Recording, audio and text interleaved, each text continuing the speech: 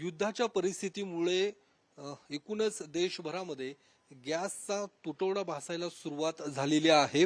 गेल्या काही दिवसांपासून देशातच कमर्शियल गॅस हा पूर्णपणे बंद करण्यात आलेला आहे। मात्र आता घरगुती गॅसवरती देखील त्याचा परिणाम होताना दिसतोय। अनेक गॅस एजन्सीच्या बाहेर नागरिकांनी रांगा लावायला सुरुवात केलेली आहे। पोलीस बंदोबस्तात गॅस सिलेंडरचं वाटप हे सुरू करण्यात आलेलं आहे। पुणे शहरात देखील अनेक ज्या हॉटेल्स आहेत त्या हॉटेलच्या बाहेर बंदचा बोर्ड लावण्यात आलेला आहे।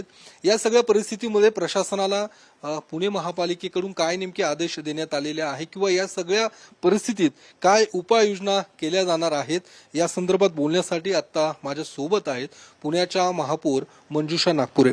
मॅडम, काय या सगळ्या परिस्थिती तुम्ही बघतायत की अनेक ठिकाणी गॅसचा तुटवडा भासताना दिसतोय, काय नेमकी आपण उपाययोजना किंवा प्रशासनासंदर्भात आपण काय चर्चा केलेली आहे?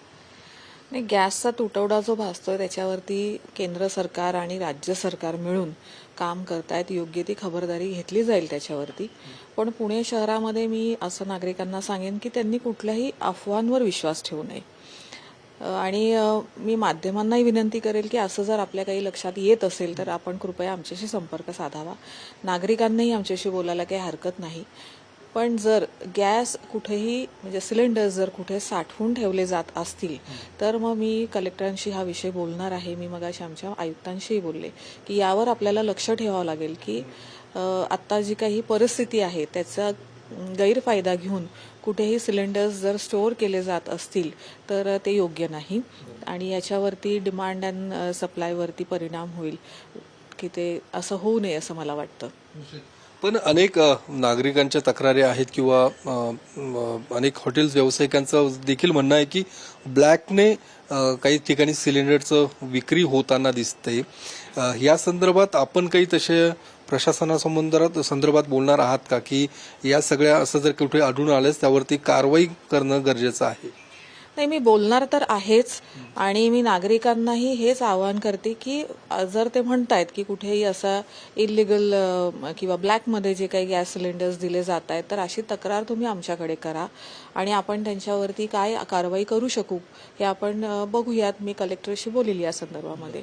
मॅडम, या सगळ्या परिस्थितीमुळे ही आणखी दिवसेंदिवस ही परिस्थिती वाढताना पाहायला मिळते, कारण गॅसचा तुटवडा हा मोठ्या प्रमाणात भासताना दिसतोय। प्रशासनाकडून तसं काही हेल्पलाईन किंवा जर नागरिकांना पुणेकरांना कुठली मदत लागणार असेल तर प्रशासनाशी कसा संपर्क साधावा किंवा त्यांची कुठली अडचण आहे ती प्रशासनाच्या माध्यमातून कशी सोडवली जाईल यासाठी काही तसं विचार आपण करत आहात का? हो, केंद्र सरकार आणि राज्य सरकार यामध्ये एक त्यांनी वेगळा विभाग सुरू केलेला आहे आणि या संबंधात त्यांची कार्यवाही सुरू आहे। एक थोड्या वेळातच किंवा काही दिवसात त्यांच्याकडनं असे काही आपल्याला SOPs मिळतील आणि आदेशही मिळतील। तुम्ही म्हणालात तसं काही हेल्पलाईन त्यांच्याकडनं जर केली गेली तर तीही आपल्यासाठी उपलब्ध होईल आणि मग त्यांच्याकडनं जे काही निर्देश आमच्यापर्यंत पोहोचतील त्याप्रमाणे आम्ही नक्कीच काम करू। नागरिकांकडनं काही तसं लेखी किंवा तोंडी काही नाही, अजूनपर्यंत अशी कुठलीही तक्रार माझ्यापर्यंत आलेली नाही आणि म्हणूनच मी म्हणाले की अफवांवर विश्वास न ठेवता जर असं कुठे घडत असेल की ब्लॅकने सिलेंडर्स दिले जात असतील तर ती तक्रार आमच्यापर्यंत येणं गरजेचं आहे आणि मी नागरिकांना या तुमच्या निमित्तानं आवाहन करीन की त्यांनी माझ्यापर्यंत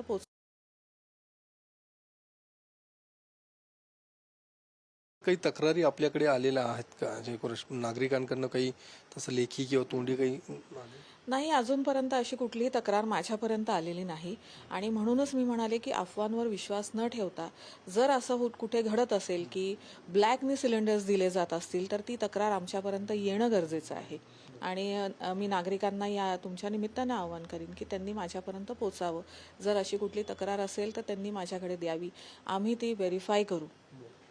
संबंधित यंत्रणेकडे त्याच्या संदर्भात कारवाईसाठी? हो, संबंधित यंत्रणेकडेच मी ती देणार आणि त्यांच्याकडनं कारवाईची अपेक्षा तर आम्ही म्हणजे माझ्याकडनं तर नक्कीच आहे की त्यांनी त्याच्यावरती कारवाई करावी। तर आपण पाहतो ज्या पद्धतीने शहरातली जी काही परिस्थिती आहे की अनेक ठिकाणी गॅस तुटवड्याचा प्रश्न निर्माण झालेला आहे. या संदर्भात महापालिका प्रशासन देखील आता सज्ज झालेलं आहे. अद्यापर्यंत कुठलीही तक्रार महापालिका प्रशासनाकडे आलेली नाहीये. मात्र यापुढच्या काळात जर तशी कुठली तक्रार आली तर निश्चितच संबंधित यंत्रणेकडे ती तक्रार पाठवून कारवाई देखील करण्याची मागणी केली जाणार आहे. मात्र नागरिकांनी देखील कुठल्याही अफवांवरती विश्वास ठेवू नये अशा पद्धतीचं आवाहन महापौर मंजुषा नागपुरे यांनी केलेलं आहे. कॅमेरामन अभिजित पिसेसह योगेश बोरसे, TV9 मराठी, पुणे.